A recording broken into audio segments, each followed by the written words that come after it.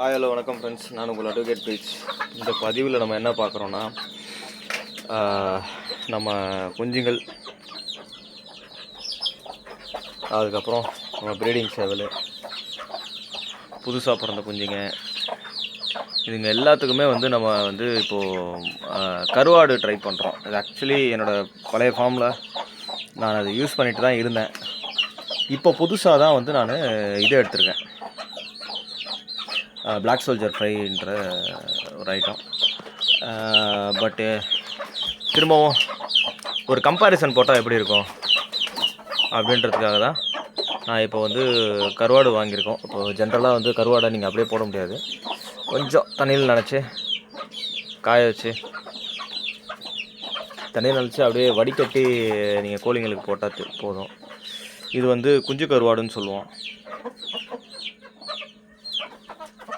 இந்த சைஸ் தான் இருக்கும். இது ஃபஸ்ட் குவாலிட்டி. இப்போ தான் ஃபஸ்ட் டைம் நம்ம கோழிங்க, நம்ம ஃபார்மில் இருக்க கோழிங்க குஞ்சு கருவாடு சாப்பிட்றாங்க. அதனால் டக்குன்னு யாரும் பிக் பண்ணல.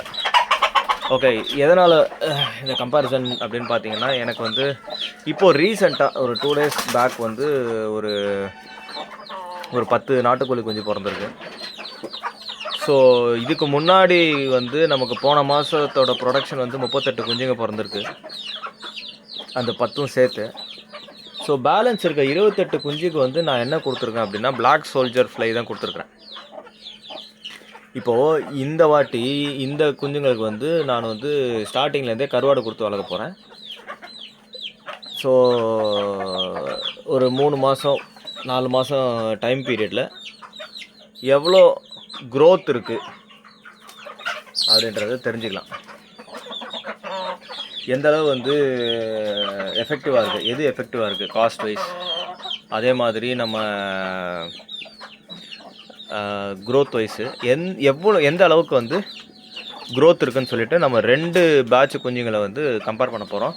இப்போது நீங்கள் அங்கே பார்க்குறது கரெக்டாக 1 வயசு, 1 மாதம் ஆன நாட்டுக்கோழி குஞ்சுங்க. அதில் சிறுவடையும் இருக்குது, நாட்டுக்கோழியும் இருக்குது. இப்போ உங்களுக்கு காட்டுறேன். ஒரு 3 days முன்னாடி பிறந்த நம்ம ஃபார்மில் இருக்கிற சிறுவடை குஞ்சுங்க.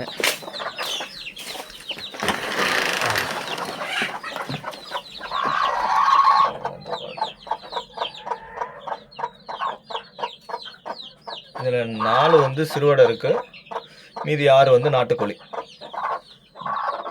ஸோ இந்த செட்டப்பை தான் நான் வச்சுருக்கிறேன். பெரிய லைட் போட்டு ஃபீடிங் வாட்டர் இதெல்லாம் கொடுத்து இந்த குஞ்சுங்களை வளர்த்துட்ருக்கோம் நம்ம. ஸோ இதுக்கு நம்ம ஃபுல் அண்ட் ஃபுல் கருவாடு போட்டு தான் வளர்க்க போகிறோம். ஒரு 2 மாதம் உள்ளே வச்சு, அதிகபட்சம் ஒரு 1 மாதம் உள்ளே வச்சு வளர்ப்பேன்னு நினைக்கிறேன். அடுத்த பேட்சை பொறுத்து தான், ஏன்னா எவ்வளோ பெரிய இடத்த ஒரு 10 குஞ்சுங்களுக்கு வேஸ்ட் பண்ண முடியாது. ஸோ ஒரு 1 மாதத்துக்குள்ளே இறக்கி விட்ருவேன். ஸோ ரெண்டுமே ரெண்டு பேட்ச் குஞ்சுங்களுமே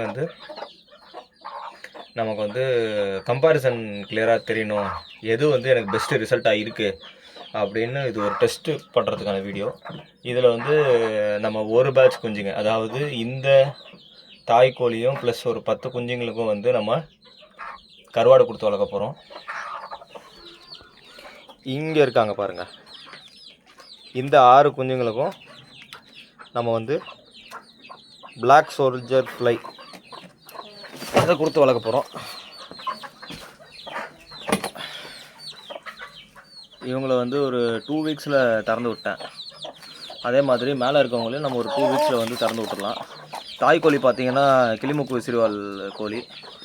இவர் வெளியே சுற்றுறாரு, கொஞ்சம் உடம்பு சரியில்லாமல் இருந்தார், அதனால் கொஞ்சம் வெளியே விட்டேன். இவர் கிளிமுக்கு விசிறிவால் கோழி இவர். ஸோ இப்போ நல்லா ஆகிட்டார், பார்த்தீங்கன்னா தெரியும், இவ்வளோ ஆக்டிவாக இருக்குது சேவல். வெயிட் ஏறணும், வால் வளரணும், ஸோ அதெல்லாம் ஆகட்டும்.